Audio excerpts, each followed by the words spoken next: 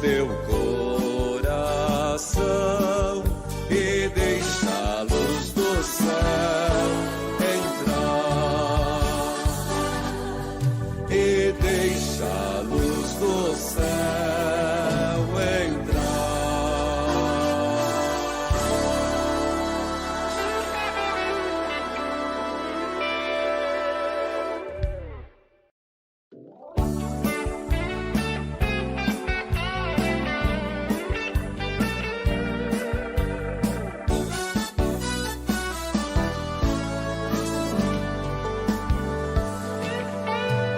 Anseias, eu bem sei, por salvação. Tens desejo de banir a escuridão. Abre, pois, de par em par teu coração e deixa a luz do céu entrar.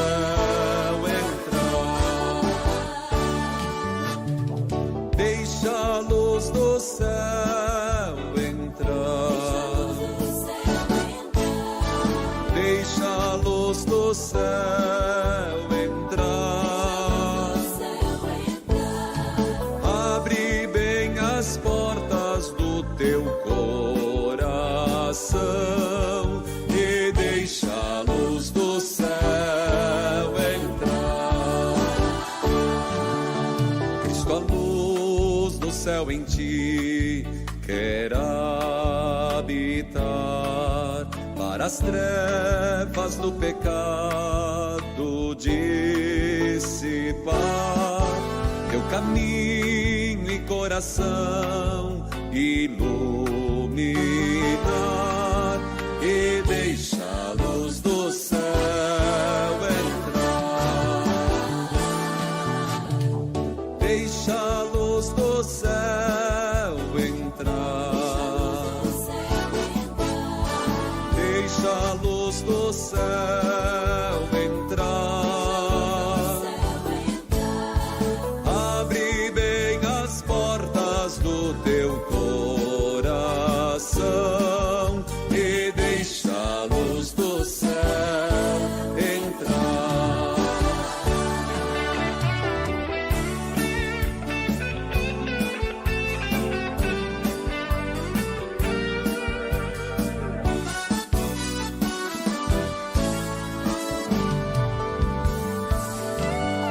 Que alegria andar ao brilho dessa luz, vida eterna e paz no coração produz.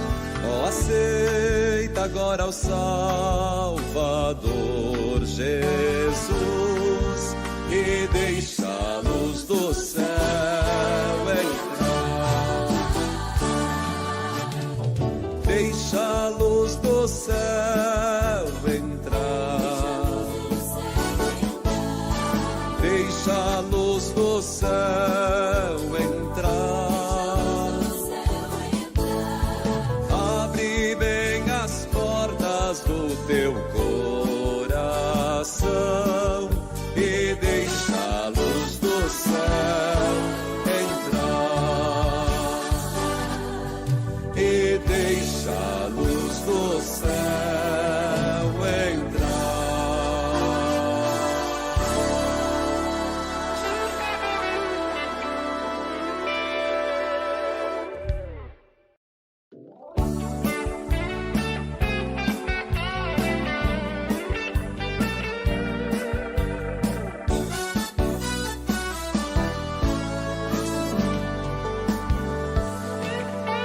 Tu anseias, eu bem sei, por salvação.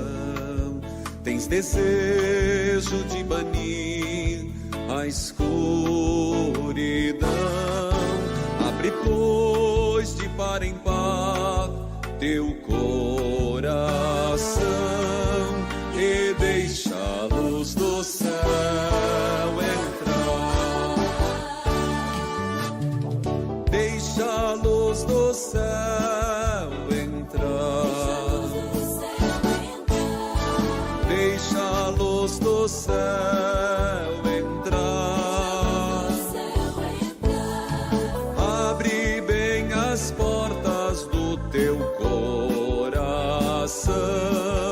e deixa a luz do céu entrar. Querido povo da Paróquia Auxiliadora e todos os nossos amigos que estão conosco nesta live formativa, mais uma vez, agradeço imensamente a você que está parando um tempinho nas suas atividades para poder celebrar conosco a Santa Eucaristia. Eu gostaria de fazer um apelo antes da nossa oração. Essas lives que nós vamos fazer a partir de hoje, são 5 ao total, elas não dá para você assistir jantando. Não tem como você, porque não é uma live com conteúdo mais leve, né? Ela vai te dar conteúdos de estudo. Então seria interessante que você tivesse aí um caderninho, anote, né? O palestrante aqui, quem vai conduzir à noite, vai dizer: isso que eu estou falando está no Missal Romano, e isso está na carta de fulano que se encontra em tal site. Nós vamos dar para vocês dicas, para que você possa aprofundar a tua fé. Tá ok? Então, por favor, se concentre, pegue o seu caderninho, se organize aí em casa, para que nós possamos viver esta noite tão maravilhosa de um modo perfeito, e que nós possamos desmistificar algumas coisas da Santa Eucaristia. Por exemplo, na hora da oração eucarística, no momento em que nós deveríamos estar eretos, com a coluna reta, olhando para frente, contemplando o mistério ressuscitado, nós estamos como? Ajoelhado, de cabeça baixa, chorando os pecados que cometemos. Não, nós vamos aprender isso com o Padre Toninho e com o Padre Alexandre, no rito que nós conhecemos eucarístico. Hoje, o Padre Paiola te ajuda a rezar sobre os ritos iniciais. Vamos juntos? Peçamos a Nossa Senhora que seja nossa intercessora e favoreça em nós todo o nosso encontro com Deus. Em nome do Pai, do Filho e do Espírito Santo. Amém. Que a Mãe Auxiliadora esteja no teu lar, na tua vida, na tua casa, nos ajudando verdadeiramente a aprofundar os mistérios do seu Filho, Jesus Cristo, nosso Senhor. Ave Maria, cheia de graça, o Senhor é convosco. Bendita sois vós entre as mulheres, e bendito é o fruto do vosso ventre, Jesus. Santa Maria, Mãe de Deus, rogai por nós, pecadores, agora e na hora de nossa morte. Amém. Que Nossa Senhora esteja sempre conosco e nos proteja. Nossa Senhora Auxiliadora, rogai por nós. Em nome do Pai, do Filho e do Espírito Santo.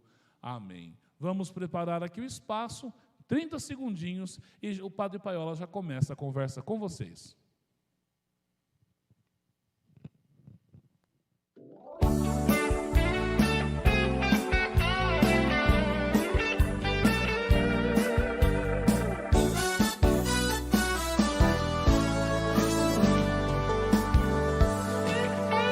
Tu anseias, eu bem sei, por salvação. Tens desejo de banir a escuridão. Abre, pois, de par em par teu coração e deixa a luz do céu entrar. Deixa a luz do céu entrar. Deixa a luz do céu entrar. Olá a todos, muito boa noite. É com grande alegria que mais uma vez eu tenho a oportunidade de vir por meio desta live da Paróquia Nossa Senhora Auxiliadora aqui de Campinas, entrar na sua casa e, por essa 1 hora mais ou menos, conversarmos sobre um determinado assunto. Padre Vinícius já antecipava e dizendo que ao longo deste mês de novembro, toda quinta-feira, teremos uma explicação de alguma parte da Santa Missa, da Eucaristia. A mim coube falar dos ritos iniciais. Então, damos início ao mês e falando também de um modo mais específico, repito, aos ritos iniciais da Santa Missa, da Eucaristia.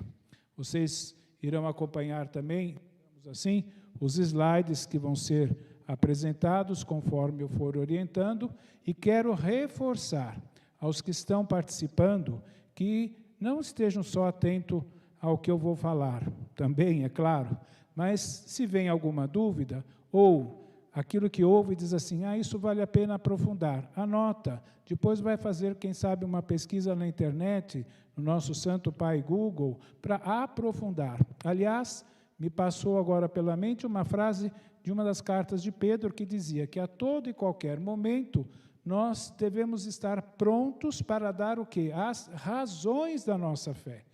E estudar a Sagrada Eucaristia, a Santa Missa, saber que ela tem um começo, digamos, um meio e um fim, é uma das formas também de a gente aprofundar na fé.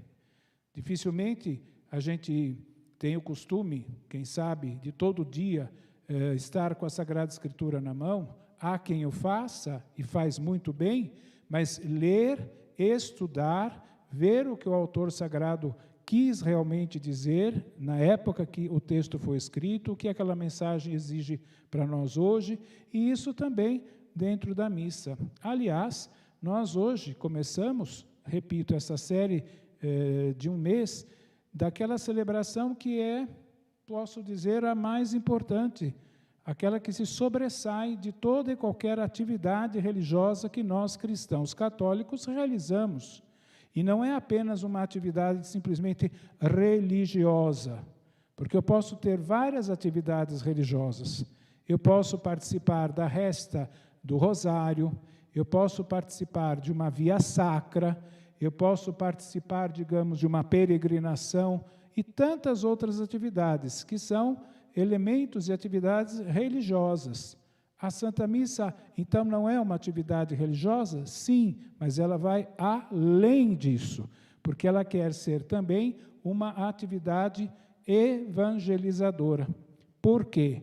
Porque ela compromete a minha vida. Eu venho para celebrar algo que vai me comprometer, porque eu trago algo para celebrar.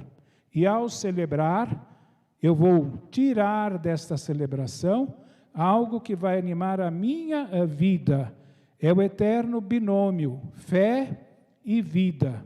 A fé, dom de Deus, que quer iluminar a minha vida, vida de cristão na sociedade, e a vida que eu vivo na sociedade, ou a vida da qual eu participo, que quer lançar também desafios para a minha fé, para que eu possa sempre ir coadunando uma coisa com outra.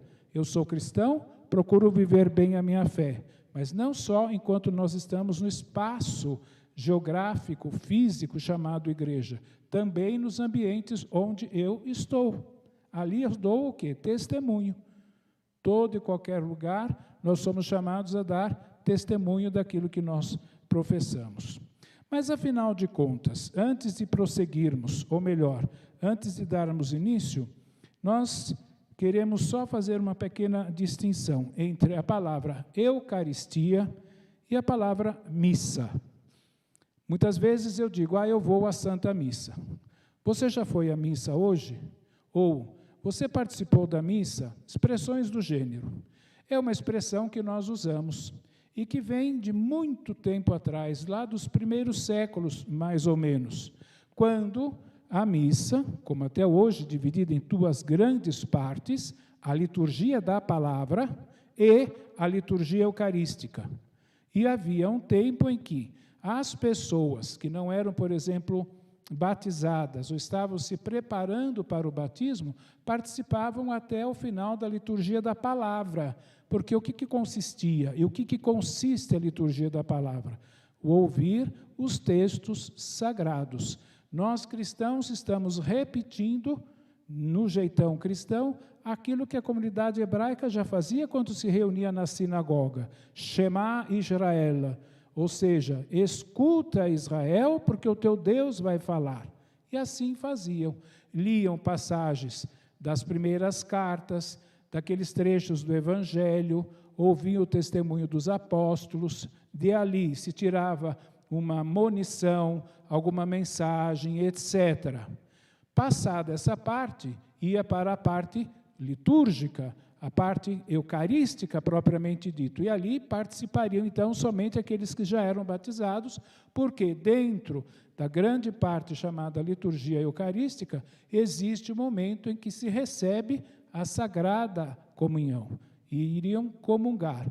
Aqueles ainda não tinham participado desse momento, então saíam para as outras atividades. Essa é uma grande divisão e que existe até hoje, a liturgia da palavra e a liturgia eucarística. Mas, e de onde vem então essa expressão missa? Vem quando já na Eucaristia a Igreja Católica já estava usando a língua latina, por influência, digamos, do Império Romano, quando a partir do imperador Teodósio, a religião cristã se tornou religião oficial do Império. Obviamente que entra de cheio o latim. O grego, que era usado até aquele momento, já tinha também perdido um pouco, mas aí deixou de ser. E passou-se. E quando tinha a despedida desse pessoal, se dizia, ite missa est. Olha, vocês podem ir embora. A Assembleia agora vai continuar nessa outra realidade, que é a eucarística. Então, podem ir. Era uma expressão que não é nem original nossa. Era uma expressão que se usava até no mundo romano, quando se reunia uma grande assembleia, num espaço grande que se chama basílica, ou se chamava, e terminada aquela fala, aquela admoestação, aquela grande comunicação, o modo de despedir as pessoas que ali estavam era justamente essa, ite missa est. Olha, podem ir, já terminou, porque essa palavra missa vem do verbo mittere, que quer justamente dizer enviar, dispensar. Com o passar do tempo, essa palavra foi também se transformando, como é para dispensar e para ir, nessa palavra missio, missão. E aí a gente vai entender que, dado um salto no tempo, se destinou que essa palavra também não era só, olha, acabou a missa, mas olha, terminou esse momento, vão, não de qualquer jeito, vão para a missão, sigam a missão. E houve, como até hoje, quando essa palavra assumiu a totalidade daquilo que nós celebramos, a celebração, com o seu, repito, começo, meio e fim. E isso aconteceu também com a palavra Eucaristia, só que missa, nós vamos encontrar numa raiz etimológica latina. Ela não vem do Ocidente, ela não vem do lado oriental, ela é ocidental, porque vem da raiz latina, língua por excelência do Império. Em compensação, a palavra Eucaristia vem do lado oriental, do mundo grego. Por quê? Aonde nós vamos encontrar essa palavra? Nós vamos encontrá-la sendo usada no Novo Testamento, e sabemos que o Novo Testamento foi escrito em língua grega, uma língua que era usada. Os evangelhos foram escritos em grego, as primeiras cartas eram passadas de comunidade a comunidade com o grego e assim por diante. Mesmo porque existiam muitos judeus que foram se cristianizando, que moravam em regiões onde a língua hebraica não era usada, então não adiantava aprender o hebraico, sem contar cristãos que tinham vindo também do chamado paganismo. Então a língua grega era usada. E quando Jesus, e aí quem nos lembra isso, é o apóstolo, digamos, o evangelista, melhor dizendo, São Lucas, quando na questão da chamada última ceia, Jesus vai justamente dizer que ele dá graças, né, elevando aquele pão, elevando o vinho, agradeço, dou graças ao Pai. Esse dar graças a Deus vem justamente utilizando a palavra Eucaristia, que em resumo, em essência, vou ler aqui para ser fiel, a palavra Eucaristia, nesse sentido, significa ação de graças, mas não qualquer tipo de ação de graças, mas em um contexto especificamente, unicamente voltado a dar graças a Deus. Então, participar da Eucaristia, como nós falamos hoje, é o momento privilegiado da comunidade cristã, porque ela se reúne para celebrar uma determinada questão da nossa fé, que é a ressurreição de Jesus. Mas é o momento que a comunidade se reúne para dar graças, não a qualquer um, a Deus. Por isso que ela tem o seu início, meio e fim dividido em duas grandes partes. Então eu participo, eu celebro, eu não simplesmente assisto, como era um verbo que se usava muito antes. Então que a gente tenha claro essas duas questões, missa e Eucaristia. Portanto, a Eucaristia, como nós temos hoje, não é simplesmente uma espécie de recordação. Dias atrás, na segunda-feira, hoje nós estamos na quinta, não é, Padre Vinícius? Nós celebramos o dia de finados. Fizemos memória de tantas pessoas que já se foram. Eu mesmo fui aqui perto, na cidade de Araras, fui lá visitar o túmulo, onde estão enterrados o meu pai e a minha mãe. Claro que a gente sabe pela fé que eles já não estão ali, tem os corpos e etc., mas a gente vai, por deferência, faz uma oração, vê o movimento, as pessoas que estão ali recolhidas em oração, isso faz um bem também. Até o clima do espaço do cemitério é convidativo a essa oração. As pessoas conversam, mas já assim que passam o portão, automaticamente abaixam a voz e vão para quê? Para, quem sabe, não acordar os que estão lá dormindo, visto que a palavra cemitério quer dizer dormitório.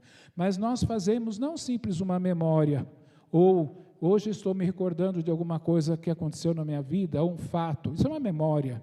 A Eucaristia entra numa palavra um pouco maior, ou seja, Eucaristia é celebrar um memorial.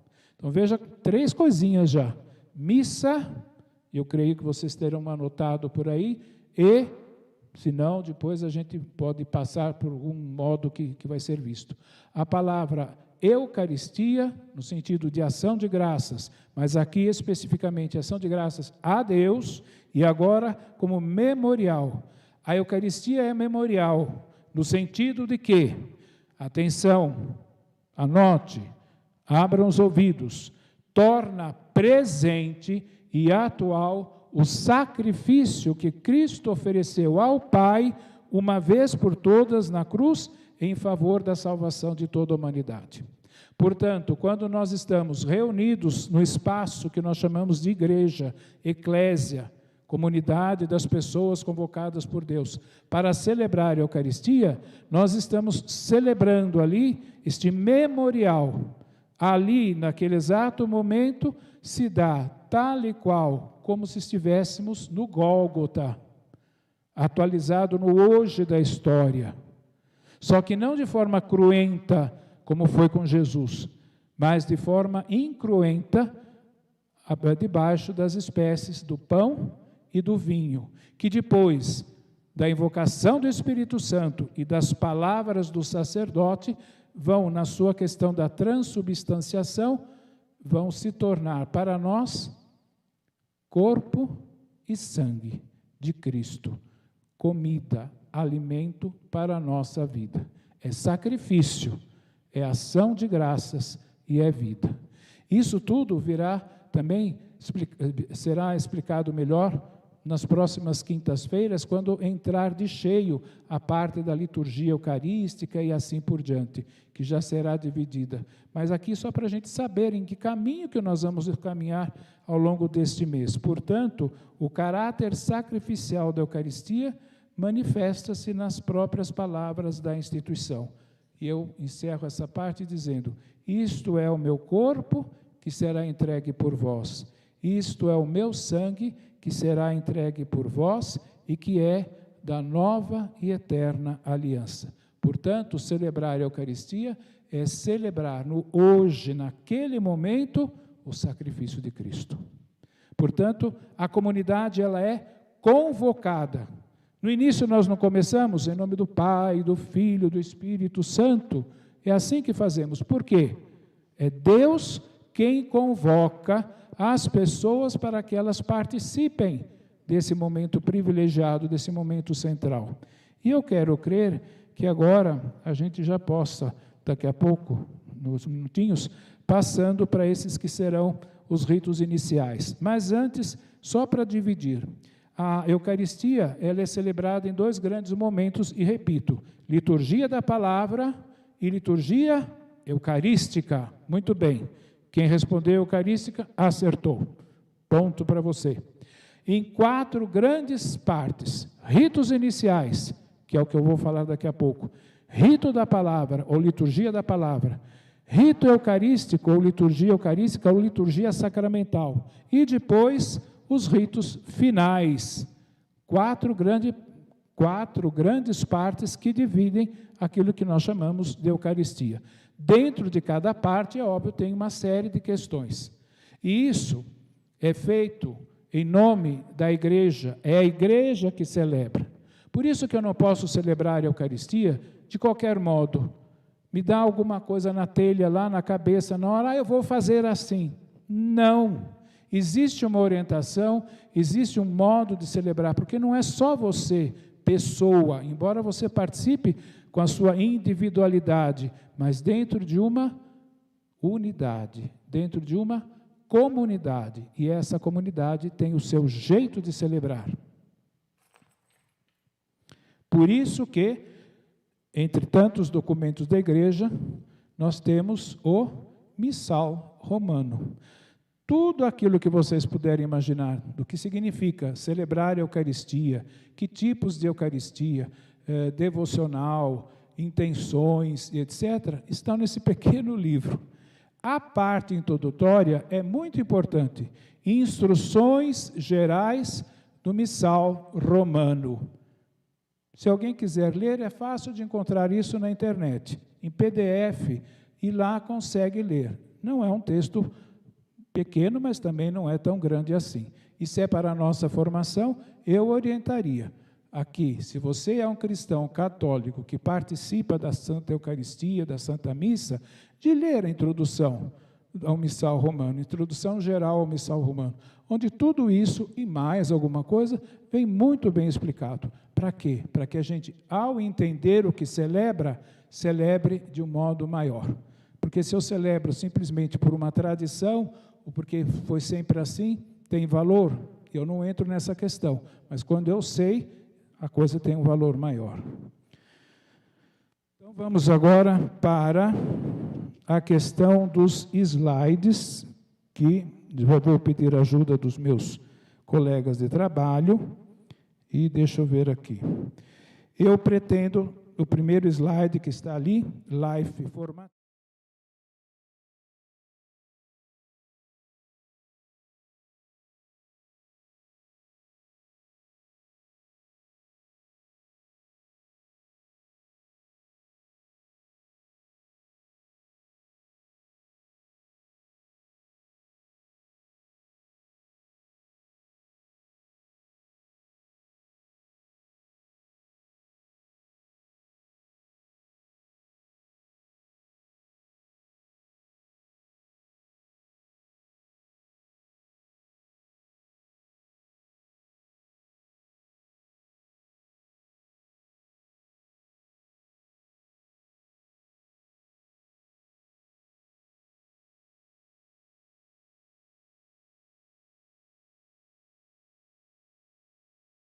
Que é importante que a gente tenha contato. É um documento mais maçudo, é um tijolo, mas quem quiser baixar também da internet consegue. Demora um pouco mais, obviamente, ou então quiser comprar Catecismo da Igreja Católica. E depois a terceira parte, o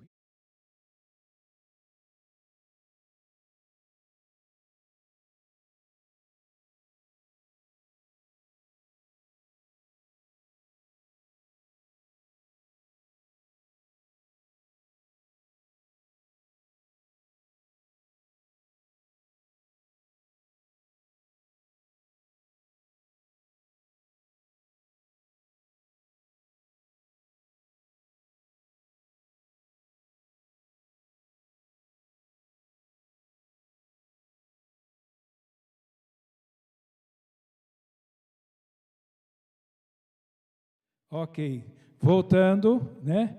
O bom do improviso é isso mesmo, eu estou muito contente. a comunidade começa, digamos, Jesus passa por toda aquela situação. Ele morre, ele ressuscita e ele tem contatos com a comunidade.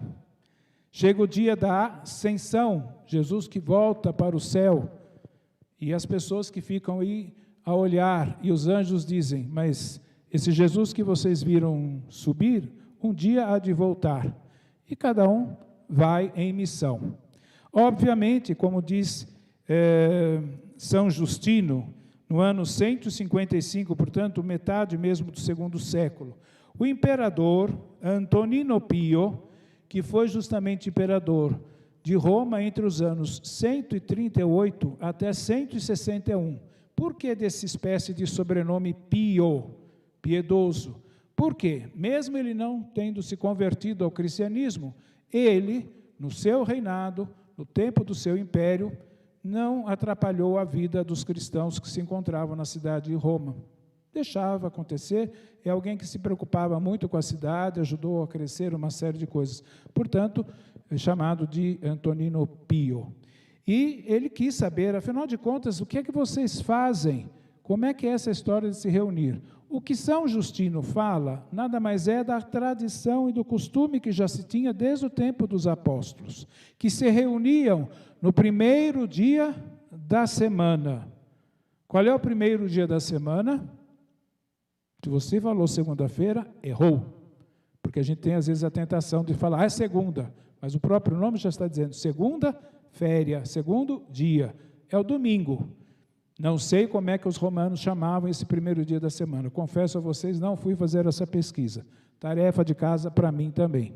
Era o sábado, que é quando os judeus guardavam, e tinha depois o primeiro dia. Jesus ressuscitou no primeiro dia, portanto, a comunidade, embora fosse no sábado, na sinagoga, porque não podemos esquecer que ainda eram judeus, e foram fazendo paulatinamente a sua mudança até assumir a fé cristã em plenitude, iam e se reuniam na casa de alguém para celebrar aquilo que Jesus tinha dito. Façam isso em minha memória, no meu memorial.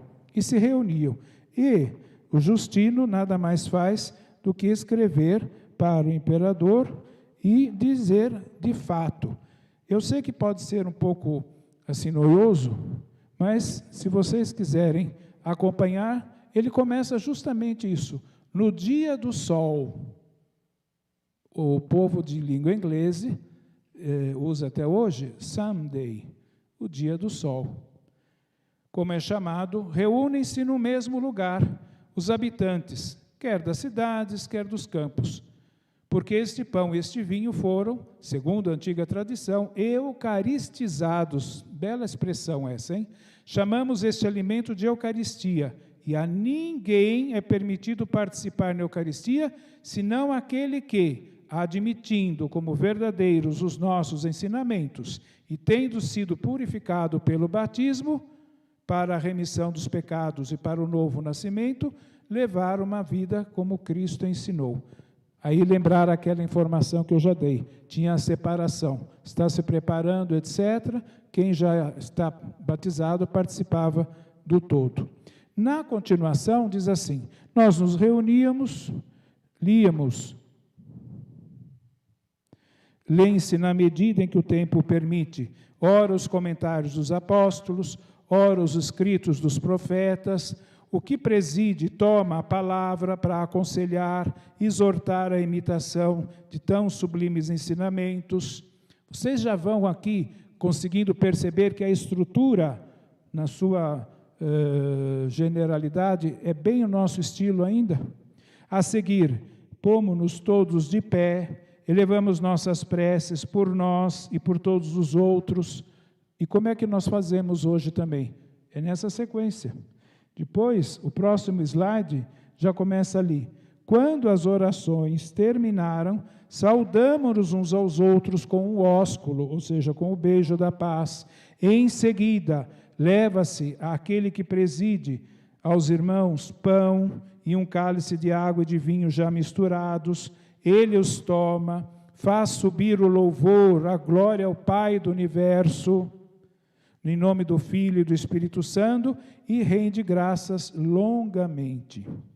Terminadas as orações e as ações de graças, todo o povo presente prorrompe numa aclamação, dizendo amém.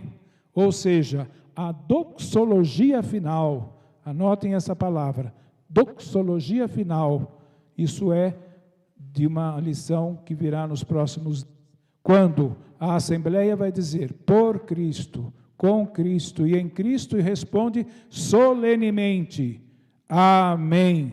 E, se é possível, de forma afinada, é clara, se canta esse amém, porque eu quase que arrisco dizer, a parte mais forte, mais importante da Sagrada Eucaristia. Não deixando de lado o momento da consagração, ou seja, da invocação do Espírito Santo sobre as ofertas, o pão e o vinho, com as palavras do Padre, que depois se transformam, repito, na carne e no sangue do corpo de Jesus Cristo. Mas nesse momento se coloca essas ofertas, agora o próprio Jesus Cristo, incruento ali, com todas as intenções, e tudo isso é oferecido a Deus Pai, porque toda essa celebração se dirige a Deus.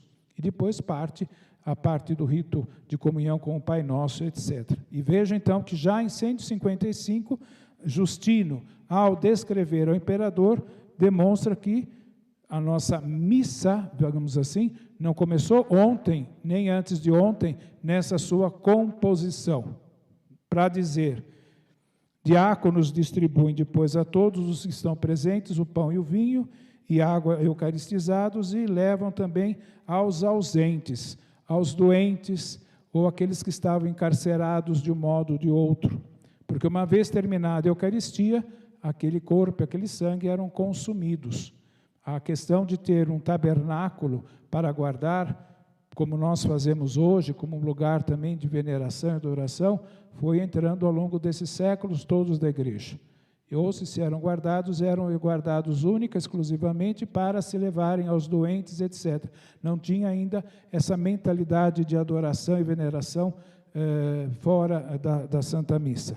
Os que possuem bens em abundância e o desejam, dão livremente o que lhes parece bem. E aí, como diz, encerra-se a carta de Justino ao imperador. Eu acredito que se, para nós que lemos essa carta no hoje, especificamente no dia 5 de novembro, desculpem, ela é bem clara no explicar o que significava celebrar a Eucaristia naquela época, né? Eu creio que para o imperador também deve ter ficado contente. Pelo menos ele teve uma visão rápida e, a grosso modo, repito, é a sequência que nós utilizamos. Por isso da importância, que não é celebrar de qualquer jeito e nem fazer o que por acaso alguma equipe de pastoral tenha inventado ou não. Ah, porque fica mais bonito, isso não é motivação. Ah, porque o povo gosta, isso também não é motivação. Porque aí a gente pode incorrer em outros problemas. Motivações, porque é bonito, porque o povo gosta, ajuda em outras ocasiões. Mas ao celebrar a Eucaristia, se pode celebrar de forma tranquila, do começo ao fim, seguindo as orientações que vêm da própria igreja, porque é a igreja presente no mundo que celebra, e ela corre tal e qual, sem necessidades de explicaçõezinhas aqui e ali, comentáriozinhos aqui e ali, ou coisas do gênero, de pé, todos, primeira leitura, ou coisas do gênero, fiquemos de joelhos. Não tem necessidade, se a gente percebe, a liturgia vai na sua sequência. A liturgia, fala por si mesmo. É uma comunhão, é um todo. Seguindo os nossos slides, desculpem, vamos ver aí. Definir então o que vem a ser a Eucaristia que celebramos agora, alicerçado no Catecismo da Igreja Católica. E eu fui procurar justamente no artigo, no cânon do Catecismo 1409 e 1410, aquilo que a Igreja define como sendo Eucaristia. Já demos a ideia, porque era uma questão de etimologia da palavra Eucaristia, minutos atrás. Agora, eu estou me alicerçando mesmo no Catecismo da Igreja Católica. E no 1409 está escrito: a Eucaristia é o memorial do quê? Da Páscoa de Cristo. Isto é, da obra da salvação realizada pela vida, morte e ressurreição de Cristo, obra tornada presente pela ação litúrgica. É a ação litúrgica da comunidade que se reúne que torna presente. Olha o memorial aqui. Não é só uma espécie de teatro ou uma encenação bonita de um gesto religioso. É um memorial. Você celebra a paixão, a morte e principalmente o grande mistério da ressurreição de Jesus, que depois foi sendo chamado o Cristo, afirmado como fé, dogma, digamos, da nossa fé. Ele é o Messias, ele é o nosso Salvador. Não é só Jesus, que é o nome, mas ele recebe, digamos, isso que não é simplesmente um adjetivo, mas é a denominação de quem é esse Jesus, aquele que veio para nos salvar. Ele é realmente o Salvador, o Messias, o ungido. 1409, do Catecismo da Igreja Católica. Obra tornada presente pela ação litúrgica. 1410, é o próprio Cristo, ele sim, é o sumo e eterno sacerdote, atentos, da nova e eterna aliança, que a gente usa inclusive na oração eucarística. Nós não somos mais frutos da antiga aliança, Antigo Testamento, mas nós somos, digamos, frutos da nova e eterna aliança, que veio ser selada pelo Jesus, que, agindo pelo ministério do caso dos sacerdotes, o sacrifício, oferece o sacrifício eucarístico, e é ainda o mesmo Cristo, realmente presente sobre as espécies do pão e do vinho, que é a oferenda do chamado sacrifício eucarístico. O sacerdote que preside, ele é o meio, mas é o próprio Cristo quem, digamos, preside, que celebra. Por isso que não é o padre ali, que às vezes pode até fazer alguma coisa errada, pode também dar maus exemplos, enfim, mas não é ele, é por meio dele.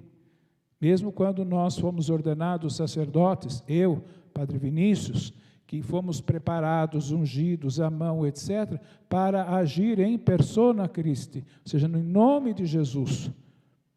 Mas nós não somos Jesus, nós somos instrumentos, pecadores como todos, cheios de dons, de qualidades, mas também com os nossos limites. Mas o que a comunidade naquele momento celebra? A Eucaristia, o grande mistério da ressurreição. Imagine, a gente não conseguiria imaginar, não consegue imaginar, que esse Cristo não está morto. O seu túmulo foi encontrado o quê na manhã daquele primeiro dia da semana? Estava como? Vazio. As mulheres chegaram, viram o vazio, começaram, e os anjos falaram, aquele que vocês procuram aqui no mundo dos mortos, ressuscitou, não está mais aqui. E elas correram para avisar os apóstolos, que no primeiro momento não acreditaram, e depois a história toda vocês conhecem. Pela consagração, no número 1413, portanto no outro slide, opera-se a transubstanciação do pão e do vinho no corpo e no sangue de Cristo. Sob as espécies consagradas do pão e do vinho, o próprio Cristo, que é vivo e glorioso, está presente de modo verdadeiro, real e substancial, com o seu corpo e o seu sangue, com a sua alma e com a sua divindade. Por que sua alma e sua divindade? Porque nós não podemos esquecer que Jesus tem duas grandes naturezas, a humana e a divina. Jesus, ele é igual a nós em tudo, semelhante a nós em tudo, nos lembra Paulo, com exceção de uma única coisa, no pecado. Mas isso não quer dizer que ele não sofreu tentações, sofreu, e nós lembramos aqui os 40 dias no deserto, e quem sabe em outras ocasiões da vida. Exceto no pecado, Jesus, enquanto ser humano, é igual a nós em tudo. Ele se encarnou, ele se fez carne, e essa carne depois é cristianizada, é divinizada, porque ele também tinha a sua natureza divina. Então se celebra essas duas grandes realidades. Vamos ao número 3, que aí está o rito inicial em suas partes. Demorou, hein, padre? Mas nós chegamos, está quase no rito final, e a gente está falando do rito inicial. Bom, vamos lá. Primeira coisa, o esquema ritual: canto de abertura, canto de entrada, os títulos aí, o sinal da cruz, a saudação e a acolhida.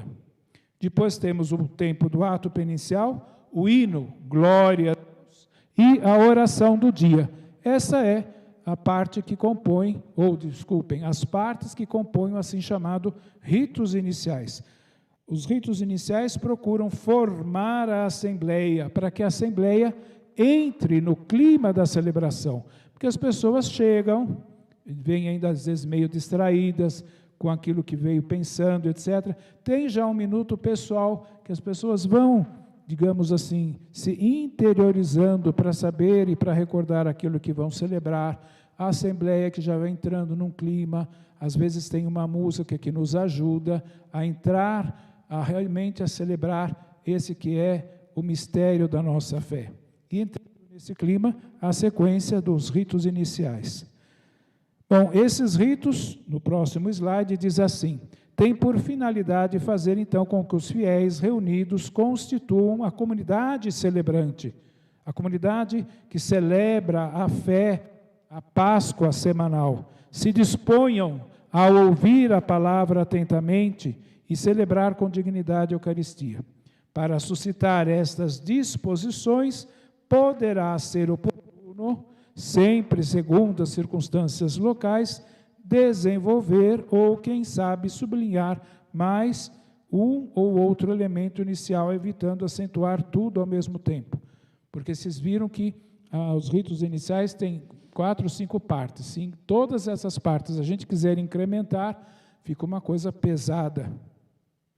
Em certas circunstâncias tradicionais, o missal romano, que eu fiz questão de apresentar a vocês, prevê também a omissão, troca da guarda, a omissão parcial ou, quem sabe, total desses ritos iniciais, excetuada a oração do dia, quando outros ritos precedem e integram a liturgia do dia. Por exemplo, Domingo de Ramos, toda aquela parte introdutória da celebração de Domingo de Ramos já substitui toda essa parte. Faz-se a oração da coleta, que é a parte final dos ritos introdutórios, que colhe as intenções e já se parte para a liturgia da palavra. O mesmo poderá dar-se, se oportuno, em certas circunstâncias de nossas comunidades, às vezes na festa do padroeiro ou de alguma coisa. São em casos, então, excepcionais, mas não é um substituir pelo substituir, desde que aquela substituição esteja de acordo com a orientação que nos vem da igreja por meio do missal e a gente celebre. Não é um substituir pura e simplesmente. E assim por diante. Entrada, próximo slide. Nossas celebrações costumam ser precedidas por palavras iniciais, animadoras, ou que o comentarista poderá dizer. Hoje, aquilo que nos congrega a celebrar é sempre, é claro, o mistério da ressurreição, mas com alguma intenção especial, convidando, ou quem sabe, acentuando, acenando para alguma parte da liturgia da palavra, porque ela vai também iluminar os ritos iniciais. Então você já sabe que naquele domingo determinado vai se ouvir alguma uma certa parábola, alguma missão, então já entro no clima. E também tem muitas pessoas que têm esse costume já de se prepararem antes mesmo de sair de casa. Enquanto o sacerdote entra com os demais ministros, a assembleia é convidada a levantar-se para dar início à celebração com o canto de entrada, que é justamente para dizer, estamos dando início. Aí, normalmente, tem lugares que às vezes por questões de logística não dá para fazer procissão de entrada, mas uma vez que o sacerdote e aqueles que estarão a serviço diretamente do altar, uma vez chegado, dado o ósculo, o beijo no altar, o canto de entrada também se encerra, porque ele serve justamente para isso, para fazer e para ajudar a comunidade a entrar nesse clima. E todos em pé, em sinal, digamos, estamos aqui, eis-nos aqui. E se começa através da saudação ao povo reunido. E se faz, então, o sinal da cruz, porque nós todos estamos aqui, ou ali, quando estamos na missa, reunidos em nome da Trindade, é em nome do Pai, porque eu disse há pouco e repito, quem nos chama, quem nos convoca é Deus, É Deus, por isso que a gente já diz, é em nome do Pai, de Deus que é Pai, que é Filho, que é Espírito Santo. Ou seja, quase a dizer, é Ele quem nos chama e a gente comparece. Então não é preciso que a gente invoque a Deus, que seja Pai, Filho, Espírito Santo. Vamos então agora com o canto do Espírito Santo, invocar o Espírito Santo. Não tem necessidade, porque foi o Espírito Santo que te convocou a celebrar a Eucaristia. Muda a figura, muda. E a gente vai corresponder ao Espírito que já te convocou. Não é você que vai convocar o Espírito. E faz essa saudação. Pode usar várias fórmulas, ou, se a inspiração na hora for saudável também. Eventualmente, a saudação ritual ganhará mais significado se for cantada, principalmente quando se tem um bom coro e quando também quem preside tem uma boa voz. Nesse caso, o Padre Vinícius sai ganhando, eu nunca arrisco, porque eu tenho medo de cantando, a comunidade que apenas se reuniu para celebrar saia correndo, de susto ou de qualquer outra coisa. O porquê de tudo isso? Para ajudar a criar um ambiente acolhedor, fraterno, e aí sim, formar uma verdadeira comunhão na fé. Uma sadia criatividade também é sempre muito bem-vinda, mas repito, sadia criatividade. Fidelidade ao que diz o missal, numa criatividade. Nós falamos e gostamos demais do Papa Francisco, não é verdade? E nós o vemos muito simples nas celebrações, o vemos em atitudes assim que alguns ainda se escandalizam, mesmo dentro da Igreja Católica. Não sei se essas pessoas não se escandalizariam também com o próprio Jesus Cristo, quando ele viveu, se ele voltasse nesse aspecto, porque Jesus, ele de um modo ou de outro, sempre fez coisas que para os que seguiam uma santa tradição, realmente, esses dias lendo uma parte do Evangelho, diz lá que ele foi na casa do quem? De um fariseu, foi jantar na casa de um fariseu, imagina, ele judeu, praticante, e na casa de um fariseu, que era tido, né, como alguém de bem, né, da elite, mas era um fariseu, portanto, não sei o quanto praticava tudo aquilo que pregava, mas para dizer, vai na casa de um que era cobrador de impostos, que portanto era mal visto, se tinha lá os pecadores, os doentes, etc., tidos como gente de segunda categoria, Jesus estava lá no meio, como estava no meio também de quem tinha condições, estava no meio de todo mundo. E entre tantos adjetivos que Jesus tinha e tem, não nos esqueçamos que ele também foi chamado de beberrão, de comilão, coisas do gênero, senão de mais outras coisas que a gente não quer dizer. Em seguida, o sacerdote convida ao ato penitencial, porque nós vamos celebrar a Eucaristia, esse momento forte, nós vamos celebrar o mistério da paixão, mas é bom que nós estejamos preparados. Portanto, o momento, dentro dos ritos iniciais, de pedir perdão. Mas não pedir perdão qualquer, pedir perdão das suas faltas, daquelas faltas do dia a dia, pode ser, das pequenas faltas, daquelas que, num arrependimento sincero, profundo, eu estaria já depois em condições também de chegar até o final da celebração, inclusive de receber do corpo e do sangue do Senhor. Claro que há coisas e coisas. Se existem pecados mais graves, é obviamente que depois eu também tenho que procurar. Mas não é um simples dizer, eu xinguei o meu marido, que já vai me deixar impossibilitado, impossibilitada de comungar ou coisa do gênero. Geralmente, entre nós, o ato penitencial é um momento importante, valorizado por uma sadia criatividade. Muito bem acolhido em nossas comunidades, tem como função preparar a assembleia para ouvir a palavra de Deus e celebrar dignamente os santos mistérios. Ele nos prepara a participarmos da liturgia da palavra e da liturgia eucarística. E além de celebrar a misericórdia de Deus, duas atitudes básicas: reconhecer-se pecador, culpado e, consequentemente, necessitado de purificação, assim como o publicano, que o evangelista Lucas escreve, e reconhecer-se pecador, como expressão de temor diante da experiência de um Deus santo e misericordioso. Como dizia Jesus, há muito mais alegria. E se eu não me engano, foi o evangelho de hoje, não lembro agora, porque a cabeça às vezes já faz confusão. Há muito mais alegria no céu por um único pecador que se converta, mas se converta com C maiúsculo, do que por 1000 pessoas que ofereçam sacrifícios, e que às vezes pode ser só de fachada. Jesus mesmo percebia isso. Daquele que fica lá atrás, não se acha digno, abaixa inclusive a cabeça, porque, como bem lembrou o Padre Vinícius, mas ele não se sente digno, diferentemente do outro que vai lá na frente, diz assim, eu não sou como esse aqui, ainda menospreza, e assim por diante. Todo cheio, nariz empinado e coisas do gênero. Então, a importância desse momento do ato penitencial.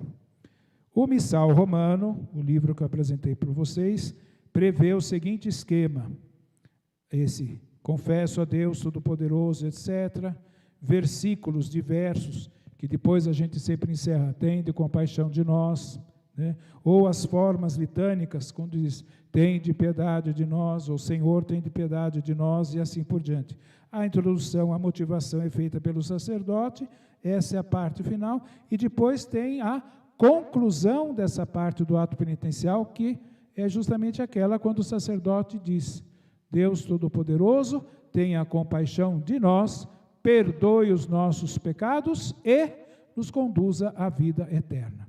Feito esse momento, nós passamos para o próximo slide, ou seja, tivemos no rito nos ritos iniciais a parte da invocação, ali da Trindade que nos convoca, melhor dizendo, do sinal da cruz, da saudação do sacerdote com a motivação, do pedido de perdão, e agora esse momento que a comunidade, eu vou usar o verbo, me permitam, explode de alegria, porque ela vai glorificar a esse Deus. O glória é um hino antiquíssimo e venerável, pelo qual a igreja glorifica a Deus, Pai, e ao Cordeiro, que é Jesus.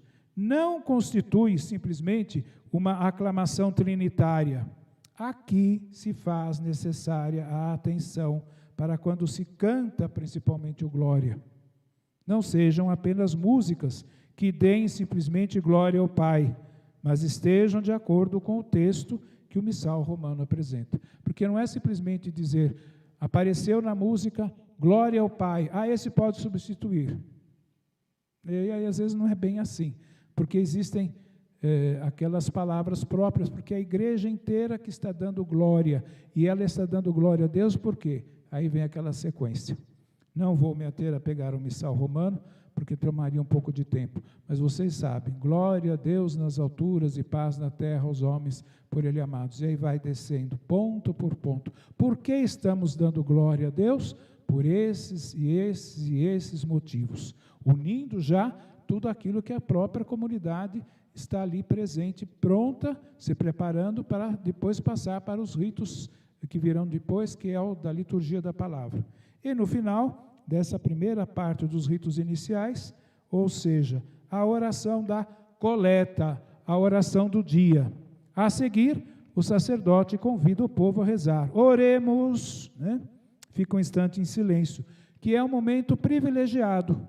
É o momento no qual cada um, presente na celebração, coloca no altar, de forma simbólica que seja, ou se já não foi falado antes na missa, a sua intenção para participar da celebração daquele mistério. Eu não sei, você não sabe de quem está do teu lado a intenção, mas elas todas são colhidas, são coletadas. E o sacerdote, ao dizer o oremos, vai e apresenta a Deus todas essas intenções.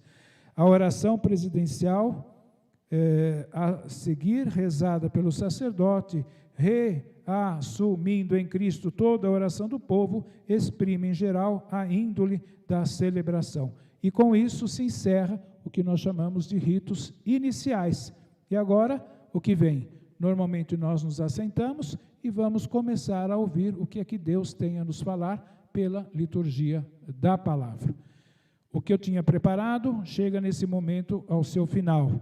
Mas, como tem um slide escrito aí, dúvidas, então eu gostaria de saber se chegou alguma dúvida que a gente possa esclarecer, e outras, vocês podem enviar, acho que pelo mesmo canal, e podem sendo respondidas ao longo desses dias próximos, etc., porque também não dá para refazer tudo hoje, porque agora nós já estamos com um horário que eu não sei mais qual é, mas enfim. E também não se esqueçam, repito, o Padre Vinícius falou, eu reforcei e reforço. Estudem, vão atrás dos documentos, etc., leem, saibam, seja da Sagrada Escritura ou disso tudo que compõe a nossa casa, a nossa comunidade.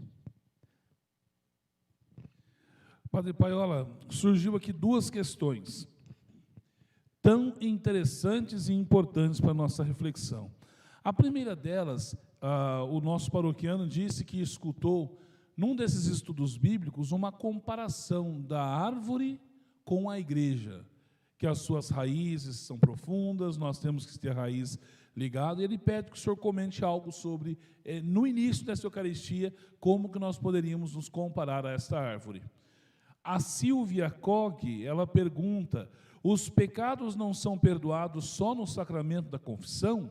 Durante o ato penitencial também? E a Márcia Kornberg nos pergunta, por que durante a quaresma não temos o glória? São essas três perguntas, então.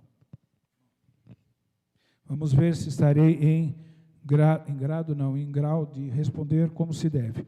A questão da comparação com as raízes, da árvore, é até uma comparação muito simpática. Eu não sei o sacerdote, mas também nunca tinha ouvido falar a partir dessa exemplificação. Mas ela é simpática, porque a igreja, como uma árvore que cresce, e ela vai lançando as suas raízes, ela vai se solidificando. E os ramos, somos nós, as comunidades que crescem, a igreja que vai se expandindo, dá bem essa ideia. Não podemos esquecer, no próprio Gênesis, que falava da árvore da vida, o símbolo da oliveira. Eu não sei quem já teve a ocasião de ver um pé de oliva, pé de azeitona.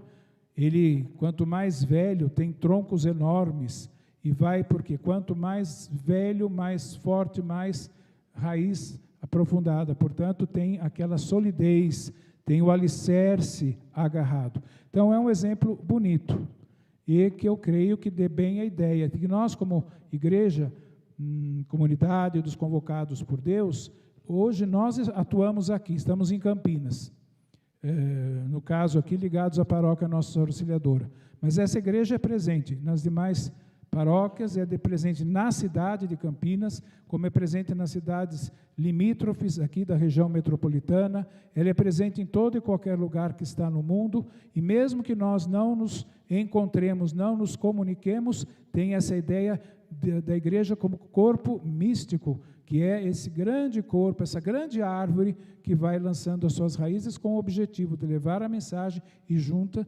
celebrar esse grande mistério, que é o mistério da ressurreição. Ide e anunciai a todos os povos, que a salvação chegou para todos. Começou com os apóstolos, com os discípulos, e de grão em grão, de século em século, chegou até nós. Eu não sei se vocês que estão me ouvindo, ou quem fez também a colocação, por exemplo, consegue se lembrar do ou da catequista que teve. Eu me lembro, assim também como recebi muita coisa em casa, através da minha mãe, do meu pai, que tinha muito esse esquema de já passar algumas questões da fé. É um pouco assim. Hoje, talvez por um ritmo mais diferenciado, deixemos de lado esse ano, que foi um pouco diferente, está ainda sendo um pouco diferente, mas a gente vai recebendo essa fé e, automaticamente, seria bom que a gente também passasse isso para frente. Espero ter dado uma explicação daquilo que eu acho com relação a esse símbolo, Padre Vinícius, por favor, me recorde a outra. Se é um canto de ação de graças, nós estamos no tempo da quaresma, ou seja, tempo de nos prepararmos para a grande festa da Páscoa, da ressurreição do Senhor. E é um tempo em que a igreja se permite não dar esse canto de vitória, de glória a esse Deus. Mas ele já ressuscitou, sim, mas nós também, como seres humanos, vivemos dentro de uma certa pedagogia, ou seja, nós também, através das partes externas, do visual, a gente se prepara, demonstra que a gente está em período de penitência, de preparação, para que, no dia da vigília de Páscoa, aquele canto do glória possa, de fato, aí sim, com toda a razão, explodir com alegria, e a comunidade, ou as comunidades, a igreja dizer, glória a Deus nas alturas, porque ela teve esse tempo de 40 dias de preparação para celebrar aquilo que é o cerne do porquê da existência da igreja. Então, não é uma festa que se celebra de qualquer forma. Páscoa é a celebração, a Páscoa cristã, digo, é a celebração da ressurreição do Senhor, da morte para a vida. Tinha mais uma. Tem mais duas, apareceu mais uma aqui. Não, antes você tinha dito uma também. Isso, que agora, os pecados. Dos pecados. Portanto, quando a gente faz o ato penitencial não é apenas uma espécie de oração de pedido de perdão simples. Naquele momento, com arrependimento profundo do seu coração, desses pecados, digamos, veniais, dos pecados simples, ou dos pequenos defeitos, digamos assim, quando o sacerdote diz, né, Deus Todo-Poderoso, tenha compaixão de nós, perdoe todos os nossos pecados, ou perdoe os nossos pecados, aqueles ali, né, e nos conduz à vida eterna, e a gente responde solenemente, amém? Naquele momento, esses pecados foram perdoados tranquilamente. E então, quando é que eu procuro o sacerdote? Quando você tem algum pecado que realmente é aquilo que nós colocaríamos dentro de pecado mais grave e que exige não simplesmente um arrepender-se ali, mas que às vezes precisa de uma orientação, de como fazer, de como sanar.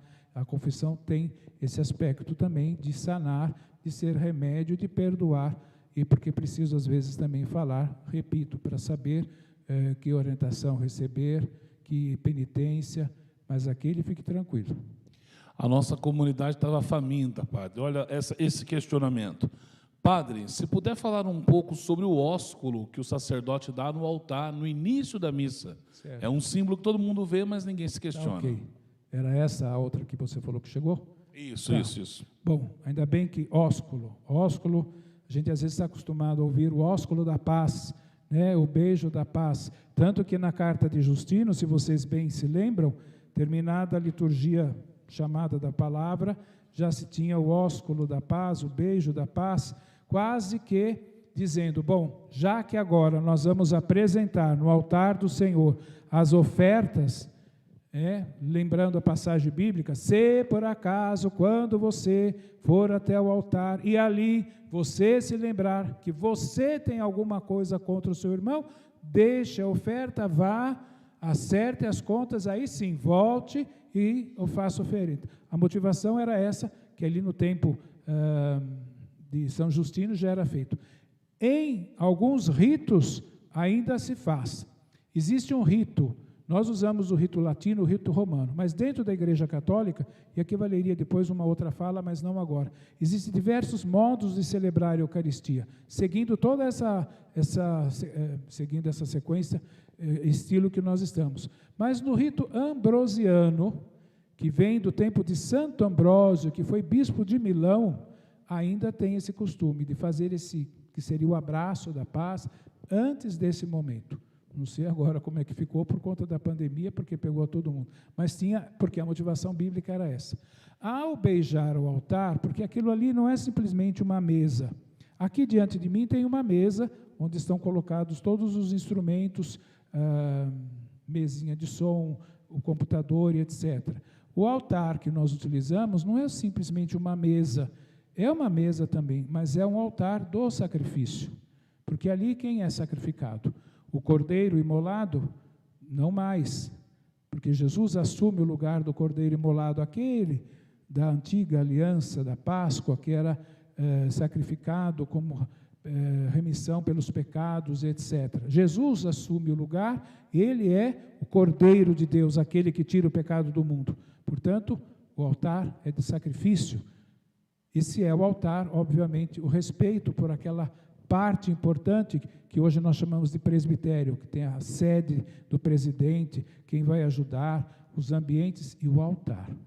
Normalmente, nas igrejas que já têm condições, e eu creio que aqui no Auxiliadora deva ter, existem sempre, se colocam relíquias de santos ou de alguns mártires, devidamente autenticados pelo Vaticano. Então, é também o gesto de dizer, este altar no qual se celebra a Eucaristia, aonde Jesus é oferecido novamente de forma incruenta, é sagrado, e eu beijo em sinal também de respeito. Padre Paiola, muito obrigado pelo seu sim. Eu é que agradeço vocês, ao Padre Vinícius, e a minha equipe, digamos assim, tem 1, 2, 3, 4, todo o público que está aqui. Muito obrigado, foi um prazer, e até uma próxima, que agora acho que só para o ano que vem, porque o próximo mês é dezembro, e eu creio que nós não vamos ter, assim, tanto tempo mais. Só lembrando que depois vocês terão, sobre a liturgia da palavra, outras dúvidas que devem ter surgido, saibam colocar, não se esqueçam, anotem, depois no rito eucarístico propriamente dito, e lá nos ritos finais, quando então, por que se faz os ritos finais, etc., o que significa aquele sair, né? Como é que a gente até brinca, vamos em paz e que o Senhor vos acompanhe, ou, se não, vos alcance, porque para quem está no presbitério, no altar, como a gente costuma dizer, e começa a ver, quando diz lá, o Senhor esteja convosco no final da missa, e aquela movimentação de gente que vai para a porta, ou porque realmente a missa cansou, o padre só falou, não sei o quê, então é interessante o visual que a gente tem. Assim como quem está na Assembleia vê o sacerdote, gestos ou tiques que tem, etc., mas a gente também tem o olho e vê certas coisas que são também cômicas. É um troca, né, de questões, mas isso não tem nada a ver com a liturgia eucarística, mas acontece, né? Ok, muito obrigado. Eu que agradeço, fiquem todos com Deus, até a próxima. E você, querido paroquiano, lembre-se, nós temos um grande compromisso e torna-se necessário o nosso empenho um pouco maior. Então, nós temos agora a nossa ação entre amigos, né, que acontece até o dia 10 de dezembro. Você pode comprar o seu bilhete com algum dos assessores de pastoral da paróquia, ou, se não, com a Vera na secretaria, né, ao fim das missas. Você pode adquirir por apenas R$12 o seu bilhete. Você vai concorrer a um carro 0 km e a 4 prêmios em dinheiro, 4 mil, 3 mil, 2 mil e R$1.000. Caso você não queira ficar com o dinheiro, pode doar para o padre, que o padre fica feliz da vida, viu? Também queremos lembrar você que a semana que vem, né, nós teremos continuidade, será na quinta-feira mesmo, às 8h30 da noite, onde iremos falar, primeiramente, sobre a importância do rito da palavra, né? Vamos conhecer um pouquinho mais. Hoje foi tão bom, nós chegamos a 84 pessoas o tempo todo conosco. Então, é muito gostoso ver que a comunidade está com sede, quer conhecer. E os padres que aqui estão vindo falar também estão com vontade de evangelizar, com vontade de anunciar. Eu conto com o seu apoio, né, com a sua ajuda. Então, a semana que vem, quem fala com vocês sou eu, e vamos conversar às 8h30, fazendo essa troca também de 40 minutos de exposição, e depois perguntas. Caso já tenha alguma pergunta, pode mandar para mim, né, no parroco@auxiliadoracampinas.org.br. Eu vou incluir na fala ou na hora do programa mesmo, no chat. Tá ok? Diretor, esqueci alguma coisa? Não? Então vamos juntos pedir a bênção de Deus, encerrando o nosso encontro. O Senhor esteja convosco, Ele está no meio de nós. Que desça sobre você, querido paroquiano, querido amigo, a bênção do Deus que vos ama, Ele que é Pai, Filho e Espírito Santo. Amém. Lembre-se sempre, a casa da Mãe Auxiliadora é a sua casa e você faz falta aqui. Um forte abraço, uma boa semana, um beijo do gordo e até mais.